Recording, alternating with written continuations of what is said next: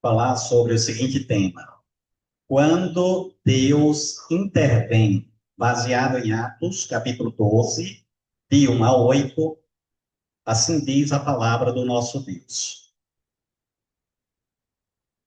Por aquele tempo, mandou o rei Herodes prender alguns da igreja para os maltratar, fazendo passar a fio da espada a Tiago, irmão de João. Vendo ser isso agradável aos judeus, prosseguiu prendendo também a Pedro. E eram os dias dos pães asmos. Tendo-o feito prender, lançou-o no cárcere, entregando-o a 4 escoltas de 4 soldados cada uma, para o guardarem, tencionando apresentá-lo ao povo depois da Páscoa. Pedro, pois, estava guardado no cárcere. Mas havia oração incessante a Deus por parte da igreja a favor dele. Quando Herodes estava para apresentá-lo, naquela mesma noite, Pedro dormia entre 2 soldados, acorrentado com 2 cadeias, e sentinelas à porta guardavam o cárcere. Eis, porém, que sobreveio um anjo do Senhor, e uma luz iluminou a prisão. E tocando ele o lado de Pedro, o despertou, dizendo: levanta-te depressa. Então as cadeias caíram-lhe das mãos. Disse-lhe o anjo: cinge-te e calça as sandálias. E ele assim o fez. Disse-lhe mais: põe a capa e segue-me. Até aí, vamos orar. Senhor, obrigado pela tua palavra. Aplique em nosso coração, fala conosco nesta noite, em nome de Jesus. Amém. Podes assentar, meus irmãos? Quando Deus intervém, é o título para a nossa mensagem. Meus irmãos, Nova York é a cidade mais famosa dos Estados Unidos, vocês sabem, né? Foi lá que aconteceram os ataques do 11 de setembro de 2001 pelos terroristas islâmicos radicais. Se lembram disso? Foi veiculado amplamente pela imprensa no ano 2001. Me lembro como se fosse hoje. Colidiram aviões com prédios, lembra das 2 torres gêmeas? Quase 3.000 pessoas morreram neste ataque terrorista. Só em Nova York foram 2.753 vítimas, incluindo 343 bombeiros, 23 policiais municipais e 37 oficiais da autoridade portuária. No Pentágono, vocês sabem o que é Pentágono, né? Pentágono é a sede do Departamento de Defesa dos Estados Unidos. Fica em Washington. Então, Washington é a capital.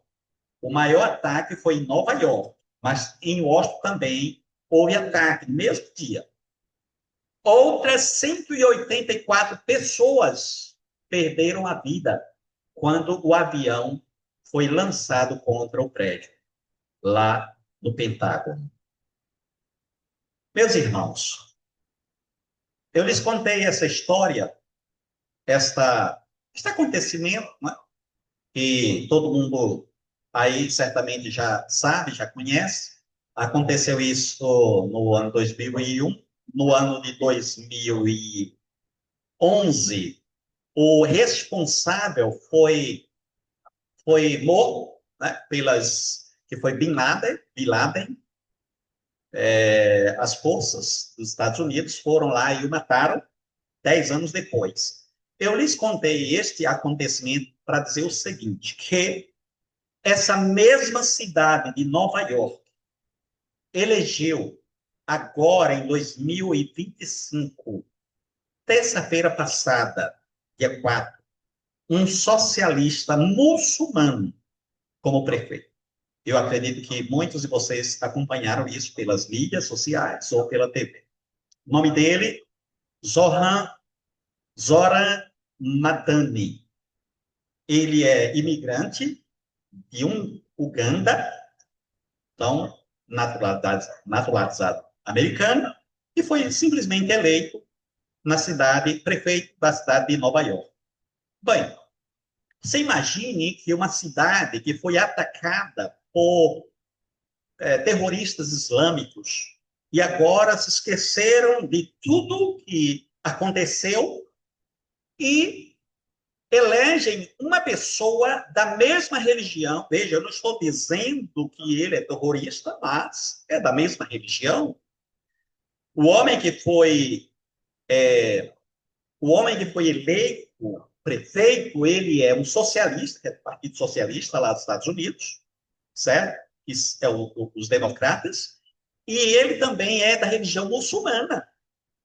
Aí eu fui dar uma olhadinha nas mídias sociais e era tanto comentário. Agora Nova York vai ser destruída de vez. Cada um dizia uma coisa, é claro, como se fala, foi muito meme que, com relação a este acontecimento. Mas a grande verdade é que não só Nova York, não só os americanos ficaram pasmos com isso, nós também no mundo inteiro estamos pasmos, porque o povo tem memória curta. É impressionante como o povo tem memória curta. Sinceramente, é não pensar que essa religião, o islamismo, está tomando conta do mundo. A África, o norte da África, nem se fala. Os países do norte da África, a morte diária de cristãos é uma coisa terrível. Na Ásia também já tem muito muçulmano. Europa nem se fala. Muitos países na Europa estão tomados pela religião, ou pelos muçulmanos, e agora estão entrando sorrateiramente nos Estados Unidos. O problema não é a religião, não vejo nenhum problema quanto à religião. O problema são os ensinamentos equivocados, malignos, que eles se baseiam no Corão para dizer que Alá é o único Deus e que as outras religiões têm que ser exterminadas. Eles podem ter qualquer religião, não tem problema, ter Alá como Deus ou qualquer outra coisa, contanto que eles não se sintam o dono do mundo das pessoas e queiram destruir as pessoas, queiram destruir as outras religiões. Mas, como nosso Salvador já havia dito, que no mundo passaremos por aflição, né? No mundo passais por aflição, mas tem bom ânimo, eu venci. Ainda mais, ele disse que nós sofreríamos perseguição. E a perseguição vem daí. Vem das autoridades, vem dessas religiões malignas, vem de tudo quanto é lugar. A perseguição à igreja, a perseguição ao povo de Deus. Eu vi um vídeo essa semana de um pregador muçulmano pregando em praça pública, coisa que eu nunca tinha visto antes. Pregando em praça pública a plenos pulmões, dizendo que Alá é o único Deus e que o profeta verdadeiro é Maomé. Se eles fizessem isso e ficassem por aí, o problema é que eles querem exterminar a força os outros. Porque eu, como um evangélico, eu com a minha religião, eu não tenho nenhuma. Eu não posso reivindicar para mim nenhum poder e querer exterminar os outros só porque não pensam como eu, só porque não seguem a mesma religião que eu sigo. Mas, infelizmente, essa religião é assim. E nós vamos conversar um pouco sobre a perseguição na igreja no início, lá, que esse texto que foi lido aí fala sobre esse assunto, e nós vamos estudar esse texto um pouco sobre esse assunto, mas antes disso, a última mensagem que nós pregamos neste livro está em Atos 11, de 19 a 26. Nós falamos sobre as marcas de uma igreja missionária. Em primeiro lugar, proclamação do evangelho. No versículo 19 diz assim: então, os que foram dispersos por causa da tribulação que sobreveio a Estevão se espalharam até a Fenícia, Chipre e Antioquia, não anunciando a ninguém a palavra, senão somente aos judeus. Então, eles foram espalhados por causa da perseguição e foram anunciando a palavra de Deus, especialmente aos judeus. Segundo lugar, ou a segunda marca de uma igreja missionária, encorajamento aos crentes. No versículo 22, diz: a notícia a respeito deles chegou aos ouvidos da igreja que estava em Jerusalém, e enviaram Barnabé até Antioquia. Então, Barnabé vai para Antioquia para confortar, encorajar os crentes daquela região. Terceira e última marca de uma igreja missionária é ensino da palavra. No versículo 25, e partiu Barnabé para Tarso, à procura de Saulo, tendo-o encontrado, levou para Antioquia, e por todo o ano se reuniram naquela igreja e ensinaram numerosa multidão. Em Antioquia foram os discípulos pela primeira vez chamados cristãos. Então, foi enviado para Antioquia discípulos para ensinar a palavra de Deus ou fortalecer aqueles irmãos ali naquela região. Então, vamos entrar no texto, vamos estudar aí sobre a perseguição lá no início da igreja primitiva. Vou repetir o título aqui, meus irmãos. Quando Deus intervém. Em primeiro lugar, as adversidades sempre aparecem.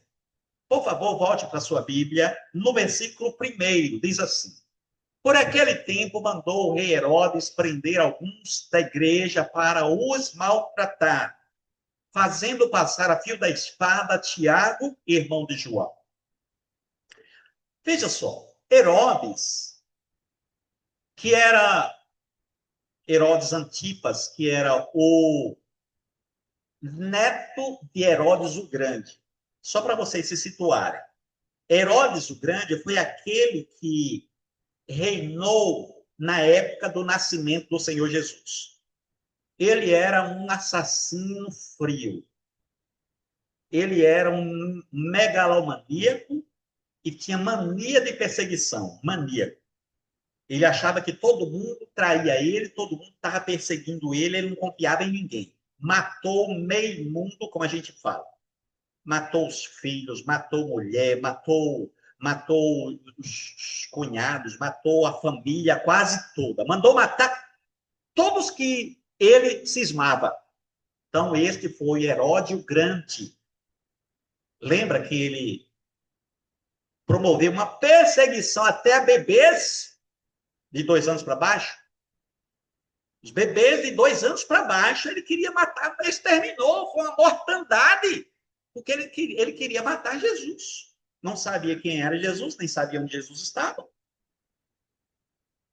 Eles foram enganados pelos magos, e aí ele ficou enfurecido e mandou matar os bebês de 2 anos para baixo. Foi uma terrível chacina naqueles dias, só que Deus mandou José, que era a pessoa responsável por Jesus, levar Jesus para o Egito, juntamente com a mãe, com Maria, e foram para lá, preservando ou protegendo da fúria assassina de Herodes.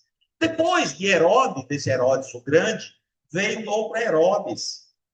Este outro Herodes, que apareceu também, ele teve um fim trágico. E depois veio esse outro aqui, que é chamado Herodes Antipas.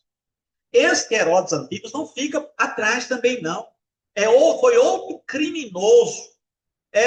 Ele fazia tanta coisa por questões políticas para agradar o povo, porque assim, esse povo que entra na política, né, não vou agravar todos, mas muitos deles, eles fazem coisas erradas para agradar o povo. Não é que eles fazem coisas certas para agradar, faz coisas erradas. Como foi o caso desse aqui, que matou alguns cristãos, porque os judeus não gostavam dos cristãos, então ele diz assim, olha, os judeus não gostam dos cristãos. Ele não tinha nada a ver com a história. Nem gostava, nem desgostava. Mas como os judeus não gostavam dos cristãos, ele diz assim, eu vou matar esses cristãos para agradar os judeus. Afinal de contas, ele era rei dos judeus. Vendo o que aconteceu. Aí ele promove a perseguição, manda matar Tiago, a espada, e prendeu a Pedro. O homem era mau, era criminoso. E depois houve esses acontecimentos todos que nós lemos no texto aí. Ele queria apresentar a Pedro para o povo, para dar o mesmo fim. Fazer o que fez, por exemplo, com Jesus.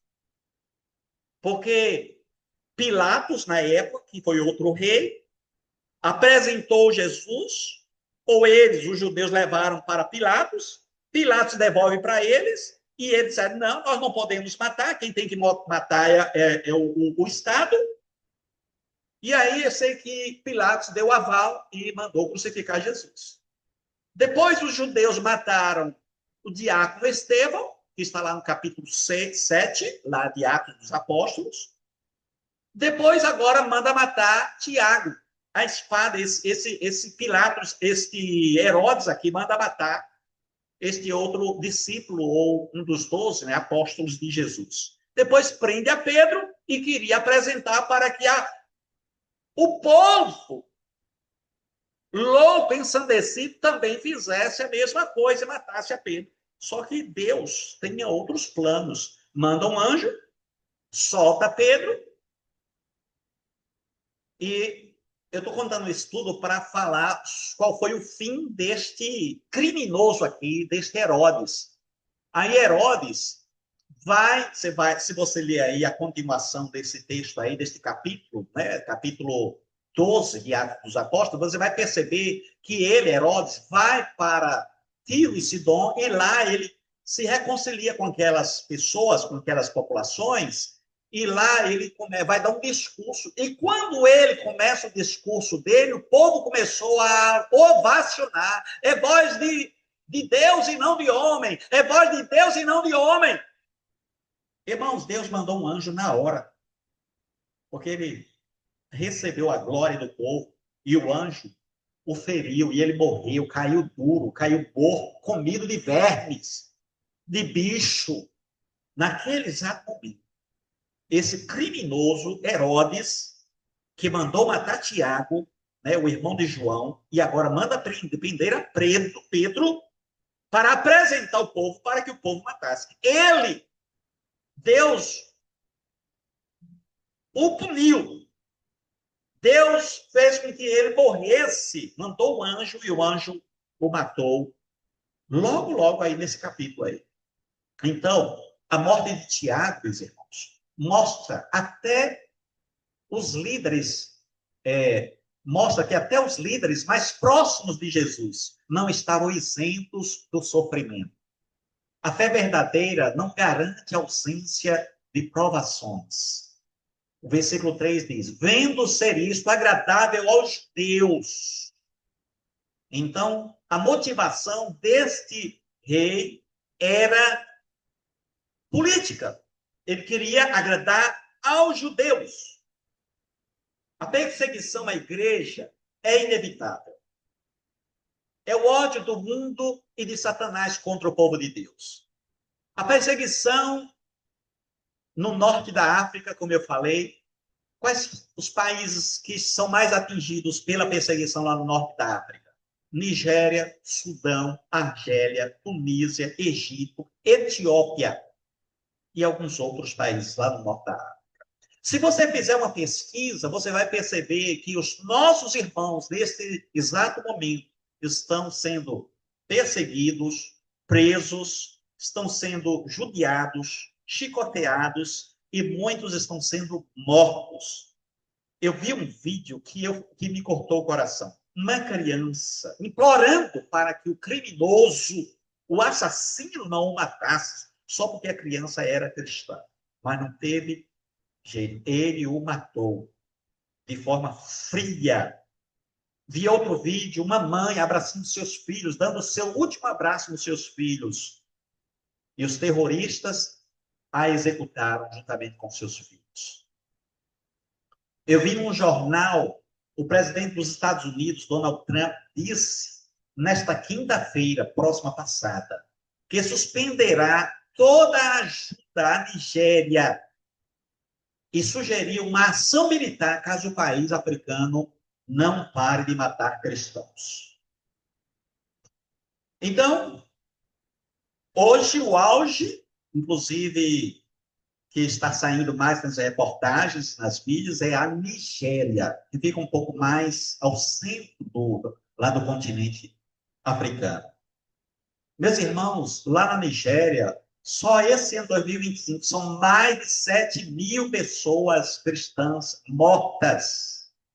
As autoridades estão fechando os olhos para o que está acontecendo. Os radicais islâmicos são os responsáveis por essas perseguições. São enterros em massa. Uma coisa deplorável. Triste. Segundo lugar, o inimigo prende o servo de Deus. Volte, por favor, para a sua Bíblia, no versículo 3 e 4. Vendo ser isso agradável aos judeus, prosseguiu prendendo também a Pedro.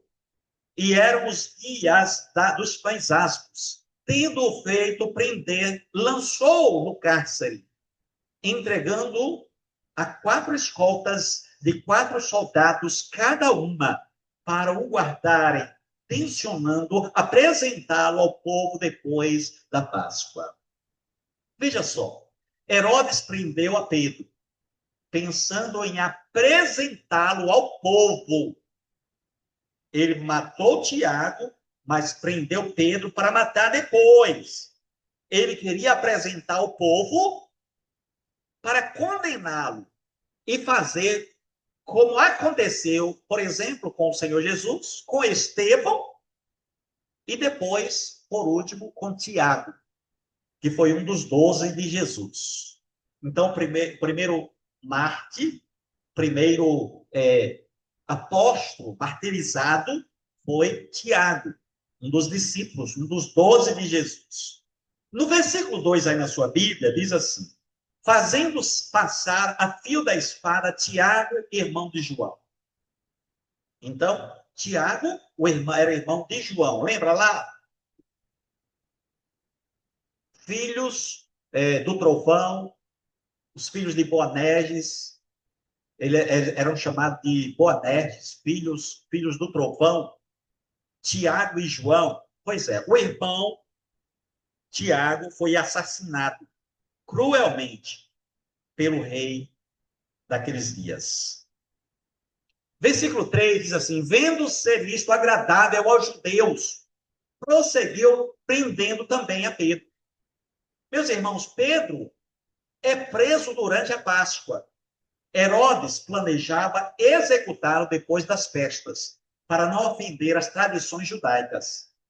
O texto destaca que Pedro está sob vigilância rigorosa.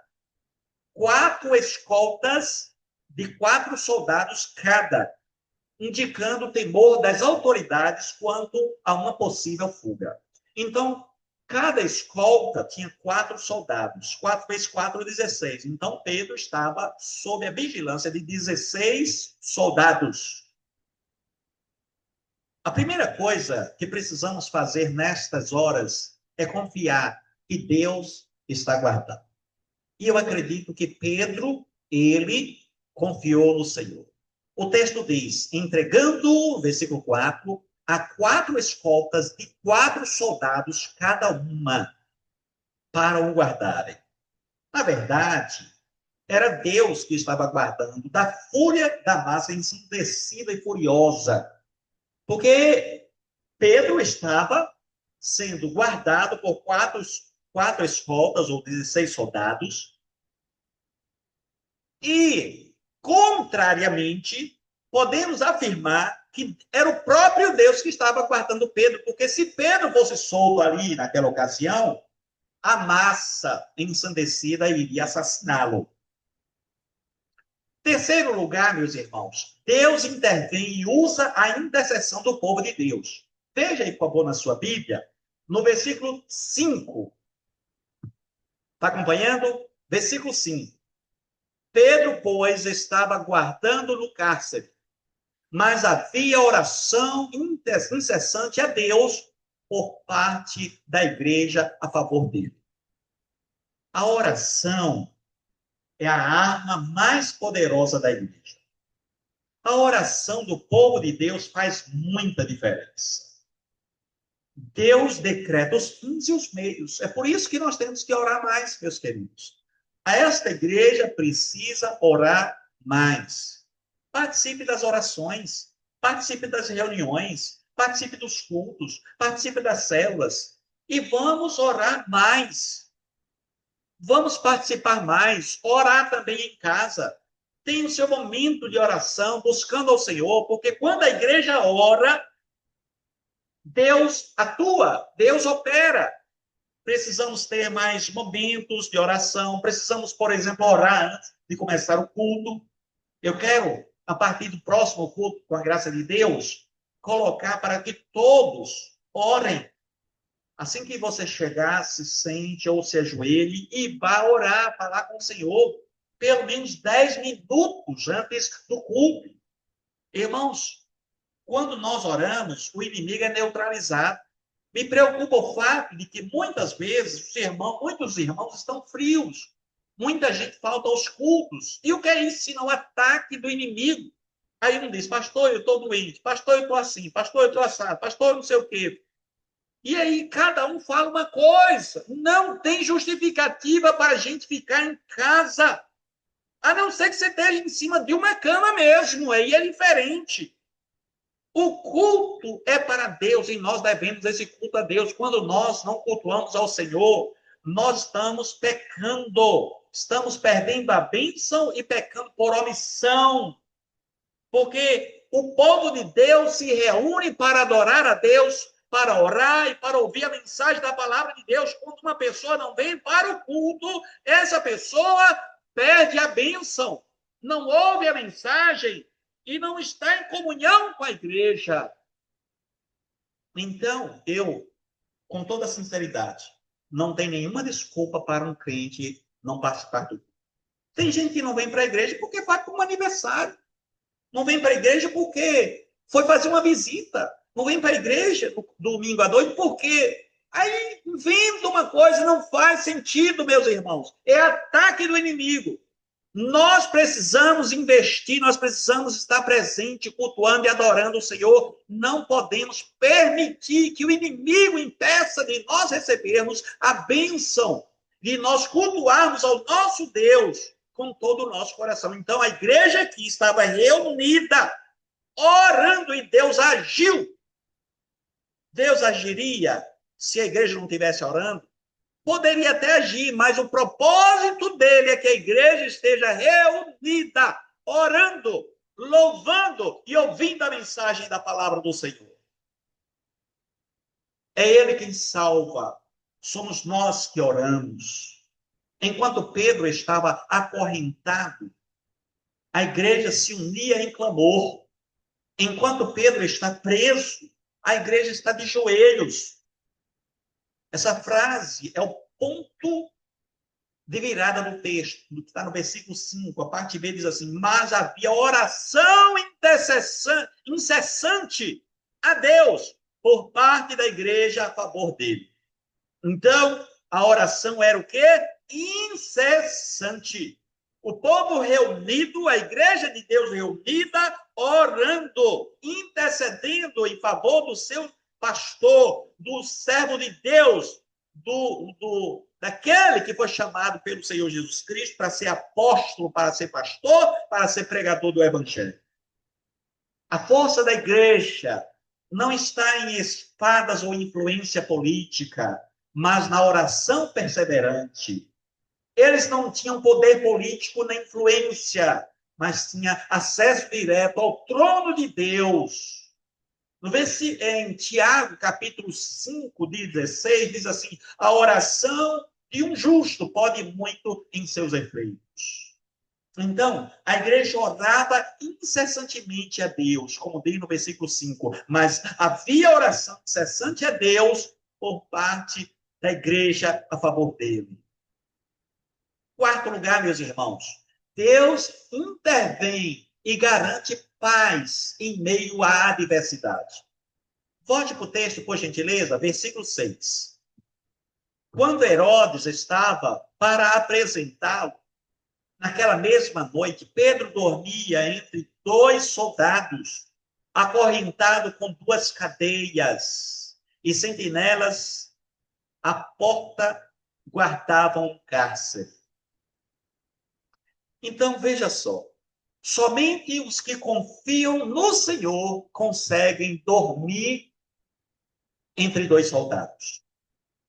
Somente os que confiam no Senhor conseguem ter paz em meio à perseguição. Foi o que estava acontecendo com Pedro. Você imagine, Pedro, ele sabia que ia ser executado no dia seguinte. Não pensemos que Pedro estava preso ali para só ser solto depois. Nada disso. Ele estava preso para ser morto no outro dia. E mesmo assim ele conseguiu dormir, meus irmãos. Um homem que confiava no Senhor, que tinha paz. Isso aconteceu na noite anterior à sua execução. Ele dormiu, ele cochilou, ele conseguiu dormir. E ele estava amarrado nos seus pulsos, estavam cada um com correntes, uma em um e outra no outro. E essa corrente aqui estava também amarrada no pulso do soldado. E essa corrente do lado direito estava também amarrada no pulso do outro soldado. E nos pés também. Então ele estava simplesmente acorrentado. E mesmo assim ele conseguiu dormir. Você conseguiria? E ele conseguiu porque ele confiava no Senhor. Pedro dormiu tranquilamente. Uma evidência de descanso espiritual e confiança no Senhor Deus. Tem uma história de Davi, que a gente já estudou aqui antes. Davi, ele teve paz quando estava sendo perseguido, inclusive pelo seu próprio filho. Absalão, um filho rebelde, queria usurpar o trono, matar o próprio pai, montou um exército e colocou ao encalço de Davi. E Davi, claro, fugiu para não enfrentar o filho. Ele poderia ter enfrentado o filho, porque ele era um homem guerreiro, mas ele preferiu fugir para não lutar contra o próprio filho. E ele escreve depois o seguinte, Salmo 3, versículo 5. Deito-me e pego no sono. Acordo, porque o Senhor me sustenta. Não tenho medo de milhares do povo que tomam posição contra mim de todos os lados. Esse salmo, Salmo 3, você vai ver lá no índice, lá em cima. Foi um salmo que foi escrito por Davi quando seu filho Absalão estava promovendo essa perseguição e querendo matar o próprio pai. Mas mesmo assim, Davi conseguia ter paz na alma, porque ele confiava em Deus. Quinto e último lugar, Deus intervém e manda socorro. Volte para o texto, por gentileza, nos versículos 7 e 8. Eis, porém, que sobreveio um anjo do Senhor e uma luz iluminou a prisão. E tocando ele o lado de Pedro, o despertou, dizendo, levanta-te depressa. Então as cadeias caíram-lhe das mãos. Disse-lhe o anjo, cinge-te e calça as sandálias. E ele assim o fez. Disse-lhe mais, põe a capa e segue-me. Deus manda o seu anjo, foi o que o Senhor fez ali naquela ocasião. Onde era que Pedro estava? Preso. Pedro estava numa prisão, algemado, certo? Com duas correntes e soldados do seu lado. Deus mandou um anjo. Ele mandou socorro. Pedro nem imaginava, versículo 7, eis, porém, que sobreveio um anjo do Senhor. O anjo do Senhor é o socorro enviado por Deus. O anjo desperta a Pedro e remove as correntes. As correntes caíram do seu pulso, seus pulsos. Diz o texto, no versículo 7, eis, porém, que sobreveio um anjo do Senhor e uma luz iluminou a prisão. E tocando ele o lado de Pedro, o despertou, dizendo, levanta-te depressa. Então as cadeias, ou as correntes, caíram-lhe das mãos. Disse-lhe o anjo, cinge-te e calça as sandálias. E ele assim o fez. Disse-lhe, pois, põe a capa e segue-me. Então, meus irmãos, o anjo desperta Pedro e remove as correntes dos seus pulsos. A intervenção divina ocorre no último momento possível, mostrando que Deus nunca se atrasa, ainda que às vezes pareça demorar. O livramento do Senhor veio na hora certa. No momento mais escuro, Deus envia o seu anjo. A libertação vem no tempo certo, de forma milagrosa e detalhada. Cada passo é guiado por Deus. A Bíblia diz, meus irmãos, que os anjos são espíritos ministradores enviados para serviço a favor dos que hão de herdar a salvação. Você crê que Deus envia o seu anjo para guardar a sua igreja, seu povo, os filhos de Deus? Também diz, o anjo do Senhor acampa-se ao redor dos que o temem e os livra, que está em Salmo 34, 7. Então, se você é servo de Deus, crê que vai herdar a salvação e teme ao Senhor, tenha certeza de que os anjos do Senhor estão juntos para protegê-lo. Existem coisas que só conseguimos com batalha espiritual.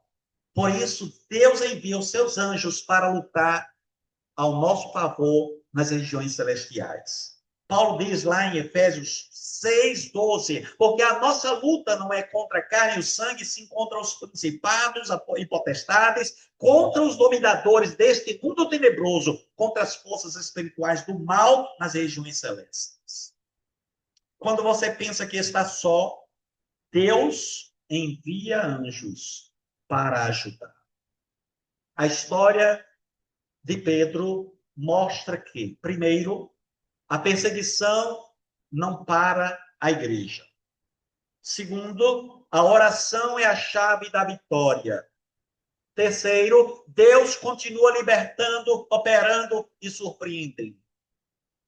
Você está enfrentando prisões? Você está enfrentando alguma prisão espiritual? Você está enfrentando alguma prisão emocional? Você está enfrentando alguma prisão circunstancial, alguma luta, alguma prova, alguma dificuldade na sua vida?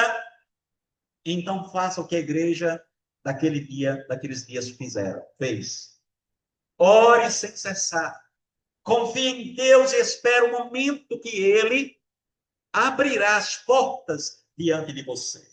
Em nome do Senhor Jesus Cristo. Amém? Posso ouvir um amém? Posso ouvir um amém? Glória a Deus. Vamos orar, meus queridos. Obrigado, Senhor, pela tua palavra. Pedimos que o Senhor aplique em nosso coração. Pai eterno, a gente medita na tua palavra e esta meditação, Senhor, não é para nos assustar. É para nos confortar, nos consolar e nos ajudar a confiar cada vez mais em Ti, Pai. Pai eterno, abençoa o teu povo, abençoa a tua igreja. Queremos especialmente, Pai, orar pelos nossos irmãos que estão sofrendo nos países onde o evangelho é massacrado, é perseguido, onde muitos dos nossos irmãos são mortos. Tenha misericórdia, Senhor. Que o Senhor também nos prepare, porque nós não sabemos quando essas coisas acontecerão no nosso país, na nossa nação. Sabemos que, ó Pai, o Senhor está no controle da situação. É claro que nós não queremos, não desejamos isso para nós, mas não depende de nós. Não é como nós queremos, é como o Senhor quer. Por isso, Pai eterno, como a tua palavra já profetizou, já nos advertiu que no fim dos tempos as coisas seriam assim. Nós queremos que o Senhor nos prepare, prepare o nosso coração e nos ajude para que nós possamos, amado Pai Celestial, firmes, esperar a volta gloriosa do nosso Senhor, do nosso Salvador. Se porventura a perseguição física vier para o nosso país, nós, Senhor, nós estaremos em Ti, confiamos em Ti, esperamos em Ti.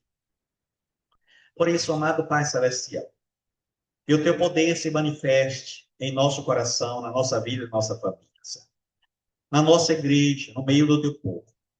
Queremos pedir perdão, Senhor, porque nós não temos feito jus ao nome de crentes. Os nossos irmãos, quando nós vemos as reportagens, os nossos irmãos que estão sofrendo por aí, nesses lugares, eles estão firmes, eles não desistem, eles estão te louvando, te adorando e te glorificando. Porque, ó Deus, a perseguição física não pode ser o fim, nem motivo para nós desistirmos. Pelo contrário, devemos cada vez mais nos firmar em Ti. Pai eterno, tem misericórdia, Senhor, da Tua igreja, do Teu povo, e reaviva-nos. Enquanto o Senhor não volta, nós queremos continuar pregando o Evangelho, testemunhando, para que o Teu nome seja glorificado, porque a palavra diz que quando nós damos fruto, produzimos fruto, o nome do Senhor é glorificado. Pai, muito obrigado, Senhor.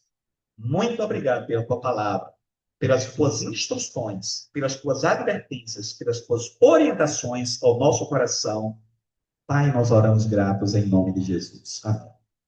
Vamos ficar de pé e receber a bênção.